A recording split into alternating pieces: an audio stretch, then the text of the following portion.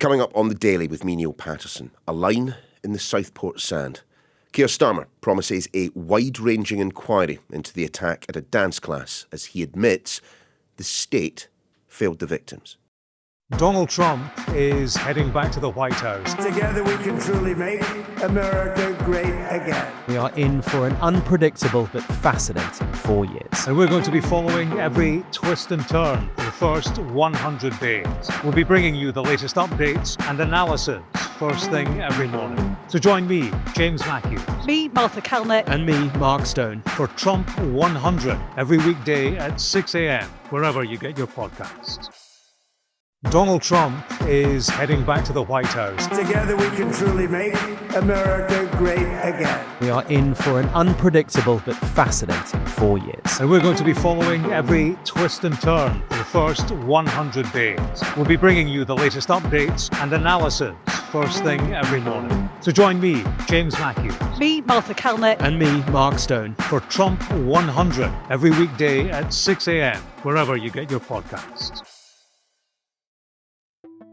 It took all of us by surprise when Axel Rudakubana pleaded guilty. The expectation had been that the Southport trial would last several weeks. Rudakubana facing 16 charges: possession of a knife, producing a biological toxin, possessing terrorist material, 3 counts of murder, and 10 of attempted murder. But with his change of plea, sentencing is now pending, and that means authorities can now reveal there were concerns about him for years. He was said to be fixated with violence. He was expelled from school for carrying a knife. And he was referred on 3 separate occasions to Prevent, the government's counter-terrorism programme. Those referrals never led to anything. So Sir Keir Starmer has set up a public inquiry into what he himself describes as state failings. But he also faces accusations of a cover-up, that he didn't reveal information that could have prevented the widespread rioting and civil disobedience of last summer. Here he is, speaking inside Downing Street on Tuesday morning. The responsibility for this barbaric act lies with the vile individual who carried it out. But that is no comfort. And so, as part of the inquiry launched by the Home Secretary yesterday, I will not let any institution of the state deflect from their failure which, in this case, frankly, leaps off the page. Katerina Vittozzi is our North of England correspondent. She's joining us from outside the town hall in Southport. Martin Brunt is our crime correspondent. I mean, Martin, let's start with you. It is rare indeed that a politician accepts failure. It is rarer still that a Prime Minister stands up in front of the cameras and says explicitly the state failed the victims in this case. On what basis does he make that assertion?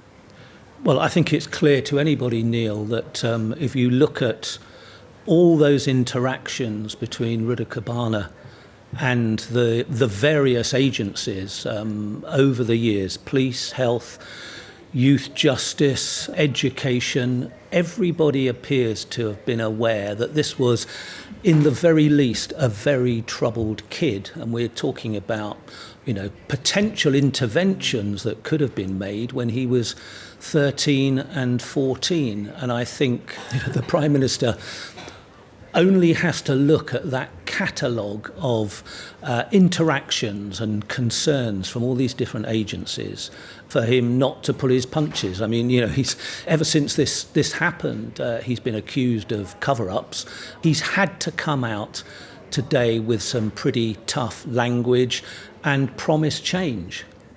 Katerina, walk us through those failings that have taken place, those multi-agency failings, as both Martin and the Prime Minister have said. I mean, I suppose we should probably start with Prevent.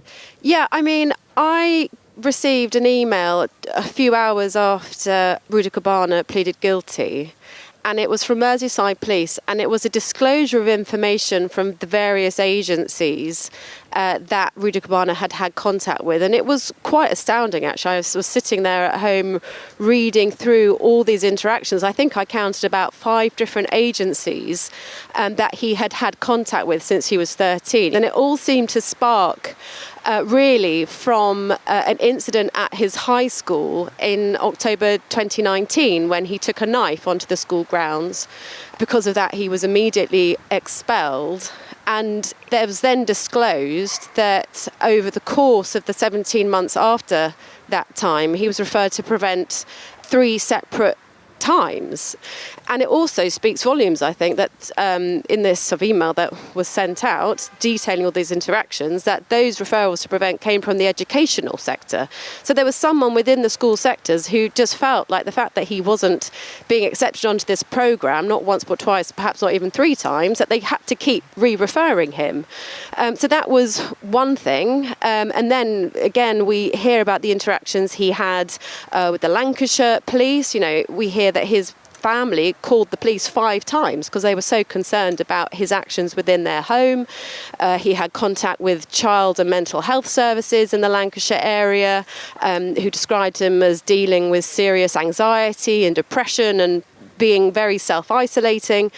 And it paints a picture of a boy, now a man, who was deeply troubled, who had a certain level of interaction with services. And indeed, it did seem like he was interacting with services and engaging with them to a degree until it gets to a point in February 2023 where we hear that he stopped engaging. And I think it is also worth reflecting that in 2019, when he was first referred into these services, you know, what was happening in the 12 months afterwards, it was lockdown, it was the pandemic. We know how these sorts of services during that time were spread extremely thin and extremely stretched. Like, was there enough contact in those times? Could that contact have been pivotal? And I think that's really going to be key when looking into the public inquiry, but also inquiries closer to home amongst sort of the Lancashire mental health and child services.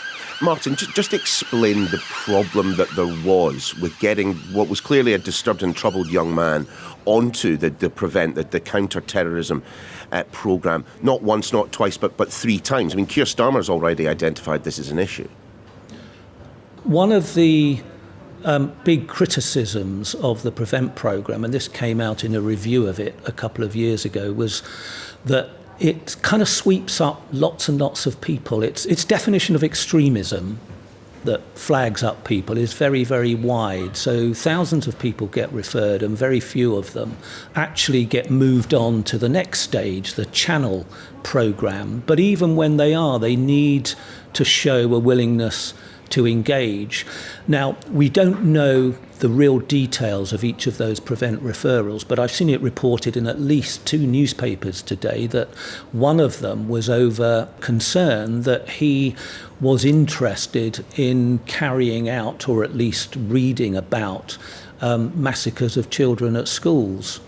You would have thought, wouldn't you, if that was the reason for him being referred, that a bit more effort might have been put into pushing him on to the next stage, not just simply looking at that referral and taking no action. But again, these are details that we really don't know yet. But again, you can understand why the public, you know, are aghast that 3 referrals led to no engagement and no attempt to help him and protect the public from him. Yeah, picking up on that point, we've spoken to a father of a pupil who was at school with Axel Rudakubana, and it was his daughter. She was a couple of years above him, but said even they knew within their peer group that he had what they called a kill list. And I don't think it's unreasonable to say, look, if these children who were at school with him knew enough of what he was doing, what he was thinking, to know that he had a kill list, then why weren't the agencies who are trained professionals, why weren't they able to pick up on this? And what a shock then for that father and his daughter then to hear more detail, like we've learnt, about the fact that a week before the attack on the dance class in Southport, Axel Rudakubana tried to go back to that same school. You know, we don't know what his intention was, but, you know, as they said to us, if there is someone who appears to be a psychopathic lunatic, that's to quote the father, why wasn't he stopped earlier? Just for listeners, Katerina standing outside Southport Town Hall, chiming midday there, and if you were wondering what bells were in the background. But Martin, on that point. One of the other criticisms in the review of the Prevent programme in 2023 was that there was too much emphasis on treating the person referred as a victim, and it had almost become a safeguarding exercise. So the accent was on what can we do to help this individual who was seen as a victim, rather than what could be done to protect the public from that individual. And again, that might explain why those referrals didn't go any further and didn't lead to any more interaction with Rudakubana. At its heart, though, Katerina, and we've heard from the Prime Minister on this topic today, it feels like there has just been, at various points, a reticence to describe Rudakubana, his actions, as terrorist in nature. It prevented him getting on the Prevent programme, and the police at the time chose not to refer to what was going on as terrorism itself. Yeah, and I think for members of the public who saw him being charged with terrorist offences a few months after those initial charges of murder and attempted murder, you know, it's that confusion of, OK, how can an individual be charged with a terrorist offence but not be a terrorist? And that's a fair question. And I think hearing the Prime Minister talk today, I mean, it seems so broad and sweeping, doesn't it? When he's talking about, do we need to redefine what terrorism means? You think, well, what's that going to help? But I think it might go in some way to sort of address what terrorism means and how people become radicalised, and this modern age where, and it certainly sounds like it isn't the case with Axel Rudakubana, you know, there isn't a single ideology that people are following and then saying that this is the cause that I am fighting for. You know, the Prime Minister, I think, he says these are loners, misfits and young men in their bedrooms. And it certainly seems from Merseyside Police's investigation, when they've gone into his house, they found such a wide range of different materials and things that he was influenced by and things that he was reading, you know, from the Rwandan genocide to what was going on in Sudan to Syria to Yemen. This sort of such a wide range of issues that it made it hard for them to say, you know, there's one single motivation that we can link this to being, you know, a terrorist motivation. But I guess in the broader sweep of things here in Southport, they're like, well, we just sort of want to know, could he have been stopped? How he's defined. Martin, when Keir Starmer talks of this new and dangerous threat, you know, that Axel Rudakubana was a teenager clearly obsessed with violence, but that there wasn't a means within Prevent or within any of the other systems to deal with him. Do you agree with that? Do you identify these disaffected young men sitting in their basements on their computers becoming radicalised as a new and dangerous threat? He's not the first person to warn of this new kind of terrorism. I mean, Ken McCallum, the head of MI5, last year said much the same thing, that we shouldn't think of potential terrorists as people who are flying the flag for ISIS or Al-Qaeda. They're getting radicalised online for all sorts of reasons. The head of counter-terror policing, she made the same point not that long ago, in the last month or so. Again, saying that we need to think of terrorists in a very different way to the way in which we have considered them as people inspired by those groups like ISIS and Al-Qaeda. Katerina, what do we know about the inquiry itself? And truly, are people where you are, in Southport, ready to wait the years it will inevitably take for this inquiry to conclude? Quite frankly, no, I don't think they probably are prepared to wait that long. I thought there was an interesting response to a question that was put to the Prime Minister about that. When the failings are so obvious, why do we need a public inquiry and the length of time that will take to try and put things right? But I think it was more a sense of this public inquiry as the Prime Minister set it out, would be a chance to look at not only the Prevent programme, but to take a serious look at all the institutions with which Axel Rudakubana could have had, or did indeed have interaction with. I think it has been sold this morning as a real root and branch reform of that. How to... it was as broad and wide and profound as we need to fundamentally change how we protect our citizens and our children. I think it was described as, this event is a line in the sand. That was a phrase that Sir Keir Starmer used repeatedly. A line in the sand. This is how so fundamental he sees this tragic and horrendous attack here in Southport, and how he feels like this could be a catalyst to not shy away from really getting under the skin of what happens in these institutions, what happens in Westminster, what happens in Whitehall, and not be afraid. I think let me check my notes. He used the phrase, we can't let cultural sensitivities in any way preclude us from looking at what happened in these institutions and what failed in this respect. Martin, away from Southport, I would argue that perhaps a lot of people will be interested in the inquiry looking at whether those cultural sensitivities that Katerina was talking about played a role in the lack of information that was released to the public by the authorities and indeed the Prime Minister at various points during the investigation. Sir Keir Starmer says it's all about contempt of court.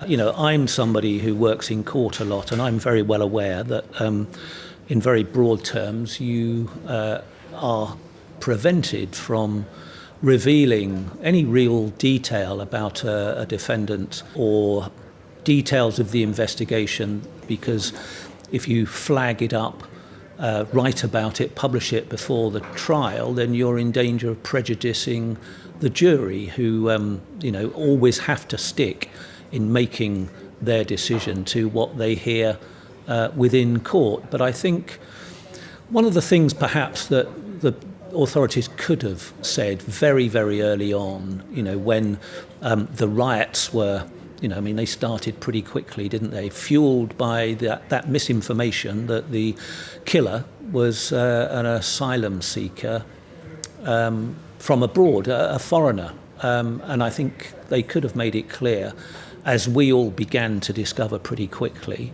that he was British and was born in Wales. So I think that's probably one lesson that the authorities have learned. How are people, Katerina, where you are, that you've spoken to? How are they dealing with, again, remembering those events and what has been happening? It genuinely feels like what happened in July, it's in the texture of this place now. And I don't mean that in a sort of metaphorical sense.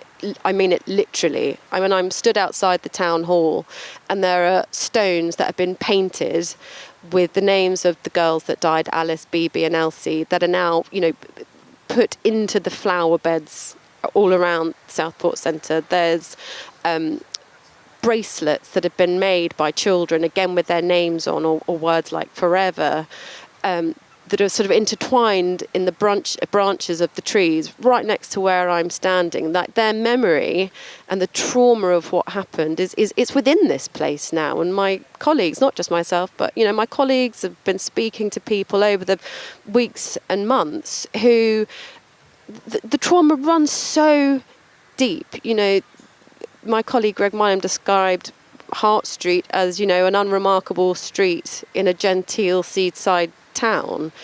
For that place to become a scene from like a horror movie, was how a resident described it. Like looking at it from their window and looking out their window, and like their window becoming a TV screen and seeing what was happening outside.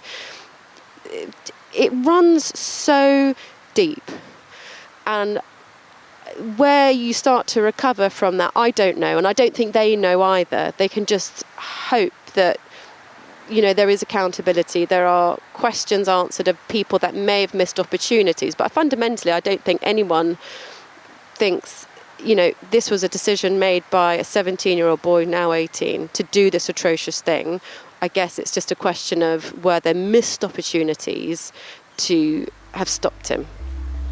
Thanks both. In a moment, our chief political correspondent has just been listening in as the Home Secretary addressed the Commons. Donald Trump is heading back to the White House. Together we can truly make America great again. We are in for an unpredictable but fascinating 4 years. And we're going to be following every twist and turn for the first 100 days. We'll be bringing you the latest updates and analysis first thing every morning. So join me, James Matthews. Me, Martha Kelnett. And me, Mark Stone. For Trump 100 every weekday at 6 a.m, wherever you get your podcasts.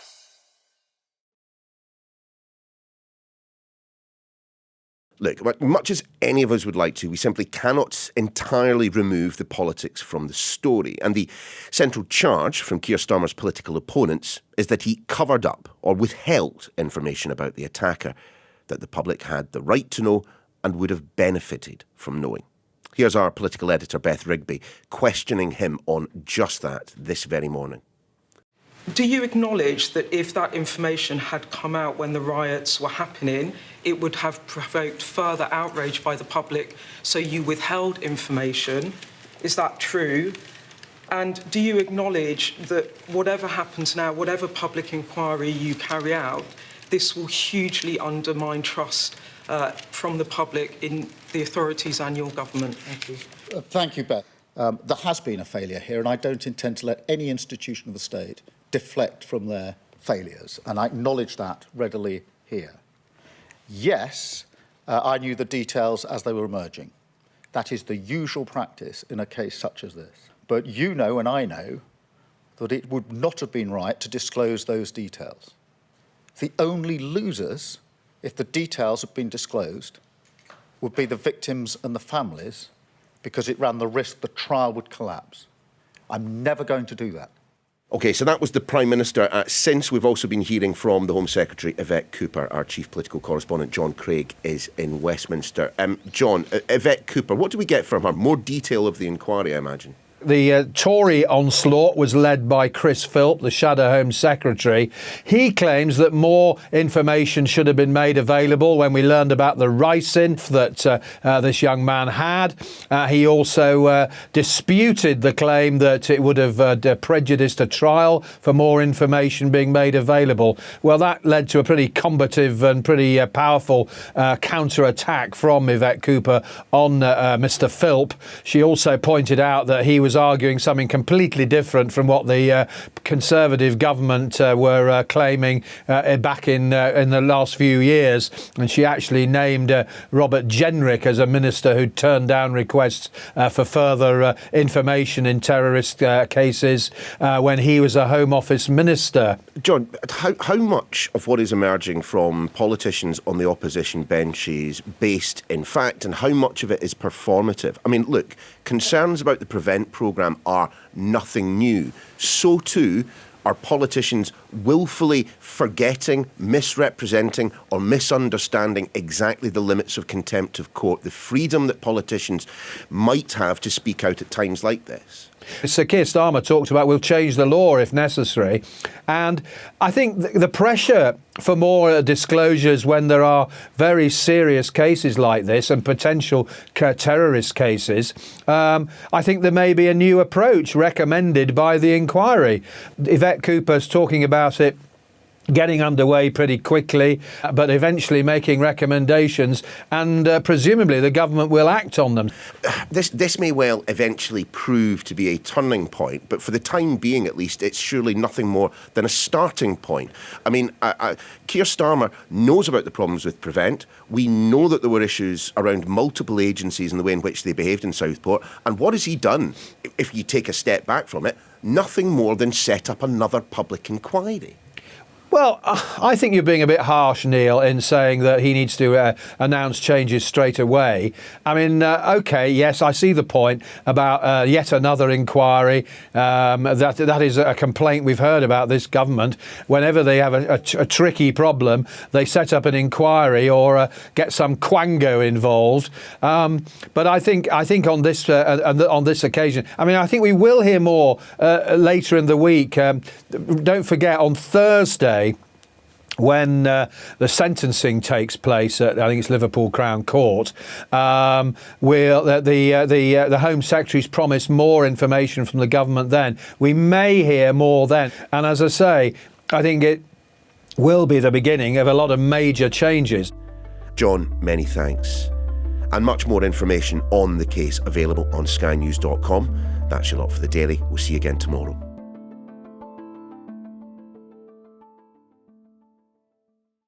Donald Trump is heading back to the White House. Together we can truly make America great again. We are in for an unpredictable but fascinating 4 years. And we're going to be following every twist and turn for the first 100 days. We'll be bringing you the latest updates and analysis first thing every morning. So join me, James Matthews. Me, Martha Kelnett. And me, Mark Stone. For Trump 100 every weekday at 6 a.m, wherever you get your podcasts.